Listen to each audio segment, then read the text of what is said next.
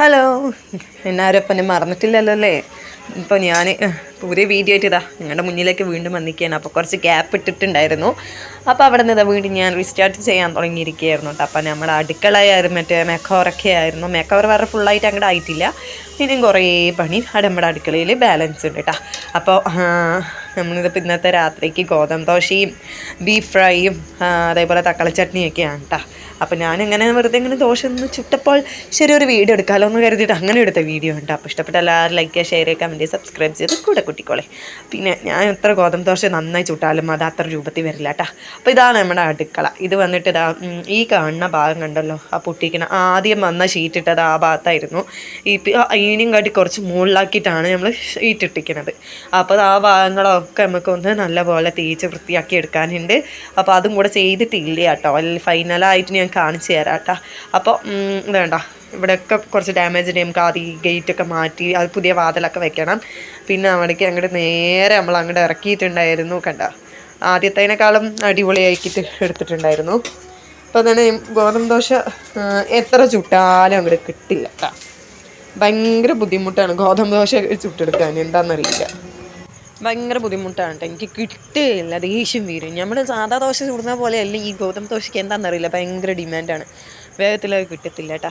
അപ്പം ഞാനിങ്ങനെ ദോശയും ചുട്ട് ഓരോന്നും ഇങ്ങനെ ആലോചിച്ചെടുക്കായിരുന്നു കേട്ടോ. അപ്പം ഈ സാധനം ഉണ്ടല്ലോ, ഈ എണ്ണ തൂന്നത്, എൻ്റെ മീഷോന്ന് മേടിച്ചതാണ് കേട്ടോ. മീഷോ അടിപൊളി സാധനം കേട്ടോ, നല്ല ക്വാളിറ്റി ഉണ്ട്. പക്ഷെ അത് എൻ്റെ കയ്യിൽ നിന്ന് ഇത്തിരി ചൂട് തട്ടി ഉരുകിപ്പോയിട്ടുണ്ടായിരുന്നു. പിന്നെ ഇത് മോൻ്റെ സ്നാക്സ് ബോക്സ് ആണ് കേട്ടോ. ചോളത്തിൻ്റെ സ്റ്റൈലിൽ അടിപൊളിയായിട്ടുണ്ടായിരുന്നു കേട്ടോ.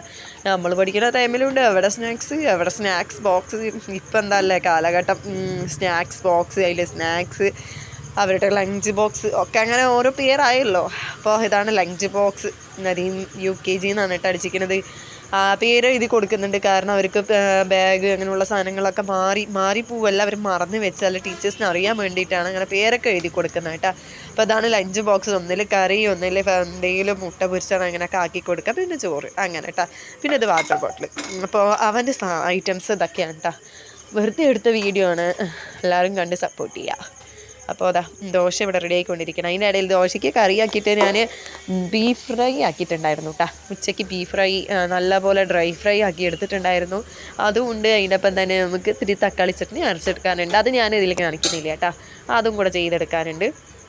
അതും കൂടെ ചെയ്തെടുത്ത് നമ്മുടെ പണി കഴിഞ്ഞു. അപ്പം ഞാനിത് ബീഫിൻ്റെ ഡ്രൈ ഫ്രൈ ആദ്യമായിട്ട് ചെയ്ത് നോക്കിയതാണ്. എന്തായാലും സംഭവം കിടുവായിട്ടുണ്ട്. പക്ഷെ ഇത്തിരി എരിവ് കൂടി, കുരുമുളക് പൊടി ഇട്ട് അതിനാണ് ഇത്തിരി എരിവ് കൂടിപ്പോയിന്നേ ഇല്ലൂ കേട്ടോ. ബാക്കിയൊക്കെ അടിപൊളിയായിട്ടുണ്ടായിരുന്നു, സൂപ്പർ. എനിക്ക് ഞാൻ വെച്ച് കഴിഞ്ഞാണോ എന്നൊരു അതിശയം ഉണ്ടായിരുന്നു, കാരണം നല്ല ടേസ്റ്റ് ഉണ്ടായിരുന്നു. തേങ്ങാക്കൊത്തൊക്കെ ഇട്ട് അടിപൊളിയായിട്ട് ചില്ലി ഫ്ലേക്സ് ഒക്കെ ഇട്ട് സൂപ്പറായിരുന്നു കേട്ടോ.